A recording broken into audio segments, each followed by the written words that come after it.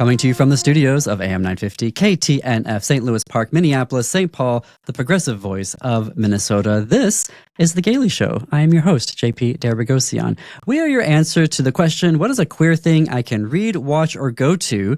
And today we have a very special guest who had upcoming book, Blood Loss, comes out September 17th. Keiko Lane is the author. Keiko, welcome to The Gailey Show. Thanks for inviting me.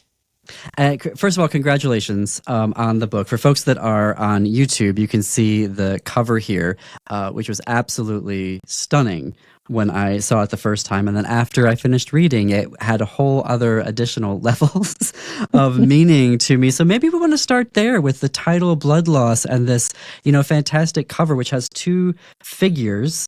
I guess, how would you describe that for folks who are listening? Yeah, so the cover, part of the story I tell about this book is that the cover might be part of why I started writing it. I always knew what the cover was going to be. So the cover, assuming I could get my press to agree to such a cover, and they were right. Delightful.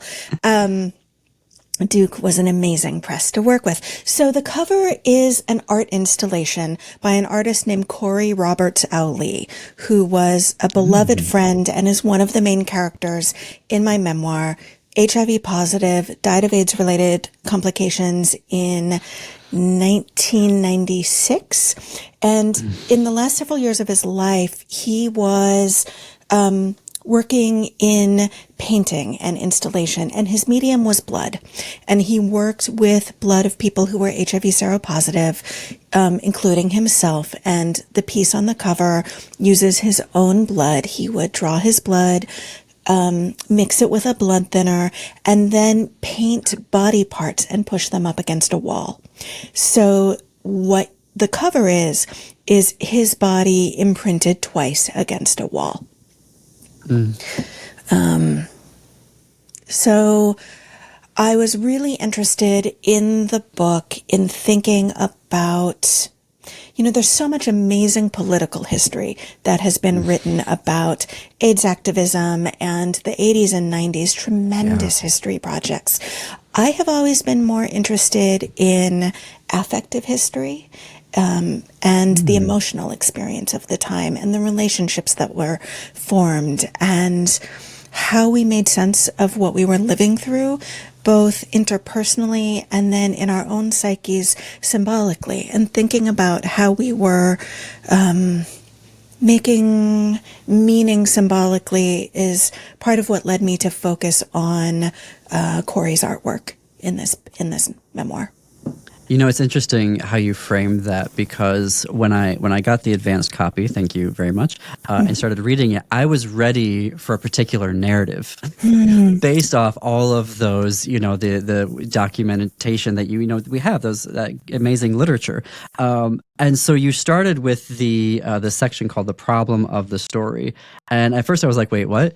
And it led to and folks can probably hear me flipping through the pages right now, but maybe walk me through that, the idea of the problem of the story, because you kind of come at the idea of these relationships and your friends whom you've lost and the AIDS story from a much more complicated point of view. Yeah, the problem of the story was writing that section was actually a trick to get myself to start writing, because I was stuck. I had in mind originally that I was just going to write an essay about Corey's art. And then other people who we knew and loved started popping in, and I had to figure out what I was doing and had to figure out what my responsibility was as the storyteller, as the witness, as one of the people who had survived. And all of these friends who have died had told me sort of that my inheritance was the responsibility to tell the story. But we know through neuroscience and psychoanalytic thinking and just community praxis that memory changes over time because our experiences continue to expand in the world. And so the more experience we have, the more nuance we bring to our understanding of our past. And slowly over time, that changes how we understand it. And I was really grappling with the question of what did it mean that 15, 20, 30 years later, I get to look back and have a different, not contradictory, but more complicated, maybe, narrative or feeling about what we lived through then than the feelings or stories that my loved ones who died were telling then, because they're fixed in time and I'm not. And so that's where the problem of the story came in, of what is my ethical, moral responsibility to both tell this story and bring us into the present tense and be curious about who they would have become, but know that it's always filtered through who I am and who I have become. And part of the grief is that I don't get to know. We don't get to know. They are gone. And that's what I kept pushing up against. As you were asking that question, what answers were coming up for you in the process of writing it? Because you wrote it, it was I think you said 10-year project. About 10, yeah, just about 10 years. I was feeling really a pull between I want somebody else to tell this story. I don't want to be the one to do it. And who am I as somebody who made it through those years, HIV seronegative? Who am I to have a big voice about what it was like to survive those years? And at the same time, I was getting to know younger queer folks who thought of AIDS as distant past, who were in queer community, who were in social justice worlds and organizations, who didn't know anyone who had died. And on one hand, that's spectacular that we have reached a point where young queer folks are able to move through the world and not know anyone who has died of HIV-related illnesses. And on the other hand, it felt like such an erasure. And they were asking me for stories, and I was trying to remember. And so I spent a lot of time trying to figure out what my responsibility was and how to, I never wanted to center myself in the story, but I had to in order to take responsibility for the lens that I was bringing to it.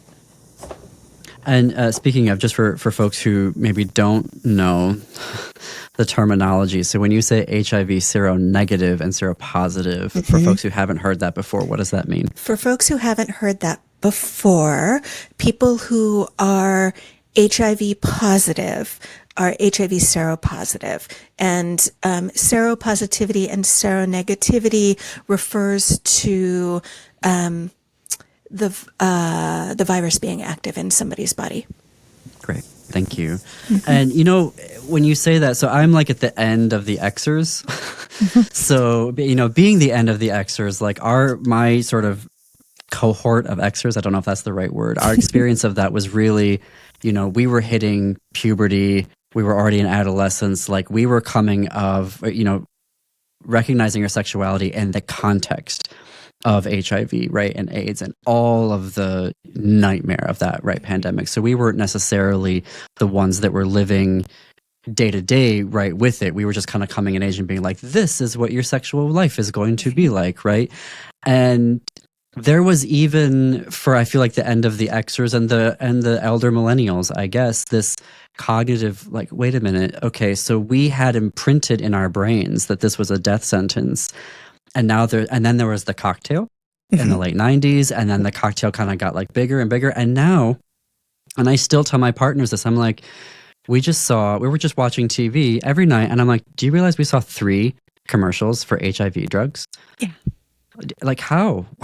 Yeah. How? And folks, like, I mean, people can, acquire the disease, and between and I'm blanking on their names now, PEP and PrEP, like. Right. And it still blows my mind when I watch these commercials, and I'm like, I never thought that would be here. Yeah. But there's so many distinct stages, and where I do have a question for you, is when you're talking to those younger generations who's that's now their experience of it is PrEP and PEP, and this is not a death sentence anymore, but not knowing the cultural erasure that happened. I mean, where we're at now, so many people, a generation that lost their lives, and that's artists, that's literature, that's politicians, that's activists. Like, where we're at now is because of that loss that we had. And so maybe can you, what comes up for you when I say that? Can you unpack a little bit more of that for me? Yeah. Well, those were some of the questions that were motivating me. And what we were struggling with at the time in the 90s, those struggles still exist today about who has access to medication, right? Because HIV does not have to be a death sentence now, but of course that's dependent on medication access. And globally, and even domestically in the US with healthcare inequities, that's not necessarily true. And so some of the same voices that are at risk of being lost now are, to me, echo the voices that we were losing then and the people who I was closest to. So people did survive those early years, and lots of people didn't survive. And a lot of people who didn't survive the early years were, folks of color who didn't have the same kind of medication access as some of, their white or wealthier peers. And those are some of the same conversations still. And you're right. Those are the voices we are most at risk of losing or not hearing in the present. And those are some of the voices that we are most at risk of losing track of as our ghosts and ancestors. We have a couple minutes left, and this is, I'm going to recognize, a huge question. What was the experience? This is a 10-year project. You were very much wrestling with this idea of what is my role in telling this story. Now that it's finished and it's coming out on September 17th, where are you with it now? And in relation to your friends and either the grief or honoring them, like what is that experience like for you now? As I have finished this project, there has been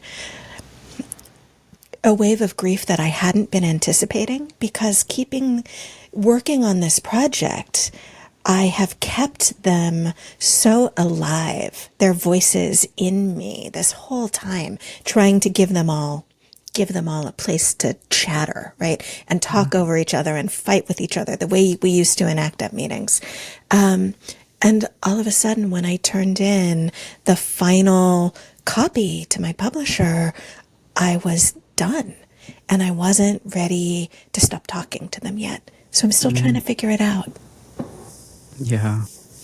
I was wondering that, because a book like this, it's so remarkable and searing and visceral and honest. And there were moments I just had to put it down and just sit, with it, and be like, I want to process this and not just race through the book. So again, yes, congratulations, but also thank you for how you put this book together and the intentionality and the thoughtfulness of it. I mean, it's absolutely remarkable, and I would say must read for folks. Whether or not you're, a scholar of HIV and AIDS, but you need to read this book just to understand better what happened during that time. And speaking of, how do folks order your book, which comes out in September the 17th, right? It comes out September 17th. The best way to find it is through my press, which is dukeupress.edu, or at your favorite local indie bookshop. I think it's available at all of the places, but local indie bookshops have always been safe homes and spaces for queer young folks, and we like to keep them around. Absolutely. Absolutely. With Keiko, thank you for joining us here on The Gailey Show. Thank you so much. And folks, we will see you back here next Saturday. Visit us at am950radio.com and also follow us on Instagram at _Gailey Show. Until then, have a great weekend, everyone.